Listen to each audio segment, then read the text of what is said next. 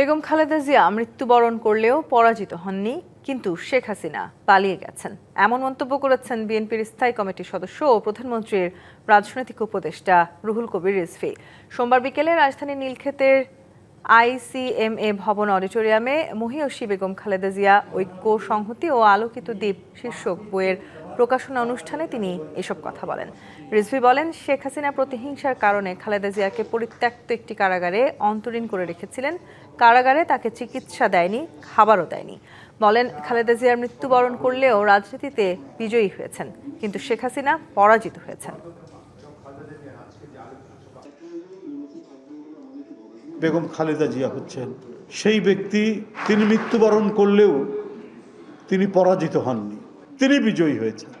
পালিয়ে গেছে শেখ হাসিনা, পরাজিত হয়েছে শেখ হাসিনা। কারাগারের মধ্যে ইচ্ছাকৃতভাবে প্রতিহিংসা চরিতার্থ করার জন্য বেগম খালেদা জিয়াকে শেখ হাসিনা সেখানে অন্তরীণ রেখেছিলেন। নগদ নিয়ে এলো হার না মানা হার অফার।